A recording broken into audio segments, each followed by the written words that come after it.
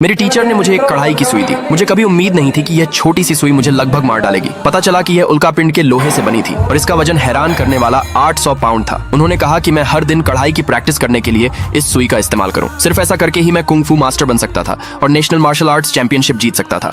लेकिन मेरी टीचर को फिर भी लगा कि वजन काफी नहीं है, इसलिए उन्होंने मुझे एक लोहे की अंडरशर्ट दी और जोर दिया कि मैं इसे हर समय पहनूं, कभी उतारूं नहीं। मैंने खुशी खुशी इसे ले लिया, लेकिन पता चला कि यह कपड़ा एक खास मटेरियल से बना था और इसका वजन 3000 पाउंड था। और इस तरह मेरी भयानक ट्रेनिंग शुरू हुई। कंपटीशन के दिन रेफरी सभी कंटेस्टेंट को एरिना में ले गया। उन्हें बिल्कुल पता नहीं था कि मैं हिस्सा ले रहा हूँ। वे आमतौर पर मुझे नीची नजर से देखते थे, सबसे नीचे के लेवल का कोई नहीं, लेकिन मुझे उनकी राय की परवाह नहीं थी। मैं अपनी स्किल्स से खुद को साबित करने जा रहा था। रिंग में सबसे पहले वही आदमी आया जो हमेशा मुझे परेशान करता था। उसकी स्किल्स जबरदस्त थी। उसने अकेले ही हर दूसरे कंटेस्टेंट को हरा दिया। फिर घमंड में उसने मुझे ताना मारना शुरू कर दिया, मुझे लड़ने का चैलेंज दिया। मैंने जल्दी से अपनी टीचर से रिक्वेस्ट की। उम्मीद थी कि वह मुझे भारी लोहे की शर्ट उतारने देंगी, लेकिन उन्होंने मना कर दिया। इसके बजाय उन्होंने एक अगरबत्ती जलाई और कहा कि मैं इसे तभी हटा सकता हूँ जब अगरबत्ती पूरी तरह जल जाए। मैंने बेबस होकर उन्हें देखा, लेकिन आखिरकार भारी वजन वाली शर्ट पहनकर रिंग में उतर गया। मैच जल्दी शुरू हो गया। मैं उसके हमलों पर बिल्कुल भी रिएक्ट नहीं कर सका और जल्द ही हार गया। पीछे हटने पर मजबूर हो गया। पूरी भीड़ ने उसके लिए चीयर किया और जोर से चिल्लाया। मेरे अपोनेंट ने मेरा मजाक उड़ाना शुरू कर दिया।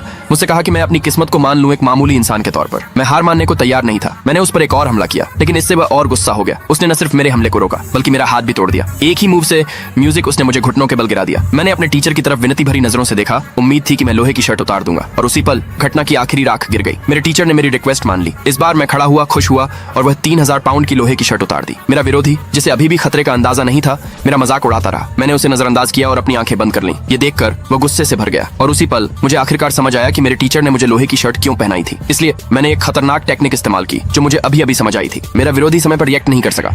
वह एक ही हथेली के वार से 800 मीटर दूर जा गिरा, बुरी तरह घायल हो गया। दूसरे पार्ट के लिए कमेंट में यस लिखे।